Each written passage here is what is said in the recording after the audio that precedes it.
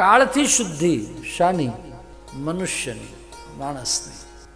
10 વર્ષમાં એક દિવસ એવો આવે કે એના જીવનનો એ અશુદ્ધિનો દિવસ છે. દરેકે દરેક 10મા વર્ષના પહેલાનો દિવસ, પહેલો એટલે જન્મ્યા ત્યારે એક દિવસ અશુદ્ધિ, પછી 11મું વર્ષ બેઠું એટલે એક દિવસ અશુદ્ધિ, 21મું વર્ષ બેઠું એટલે એક દિવસ અશુદ્ધિ. આવી રીતે ગણવા જાઓ તો 10 વર્ષના 3600 દિવસ થાય. 3600 દિવસમાંનો એક દિવસ છે અશુદ્ધ છે. એનું શાસ્ત્ર બતાવ્યું છે. મહાપ્રભુજી શ્રી સુબોધનીજીમાં એની ચર્ચા કરી છે.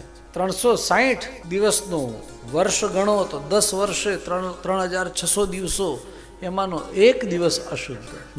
મનુષ્યનું આયુષ્ય 100 વર્ષનું છે એમ ગણી લેવામાં આવ્યું છે. પછી 80 જીવે, 90 જીવે, 104 જીવે, 110 જીવે, એ અલગ વાત છે. આયુષ્ય 100 વર્ષનું માનવામાં આવ્યું છે. એટલે દર 10 વર્ષે એક દિવસ કેવો છે? અશુદ્ધિનો. એ જે અશુદ્ધિના 10 દિવસો થયા ટોટલ 100 વર્ષ સુધી, એ આપણે જન્મીએ ત્યારે જેને કાઢી લેવાનું, ભાઈ અત્યારે એને જે કંઈ પાડવાનું પાડી લો, આ અશુદ્ધિ છે.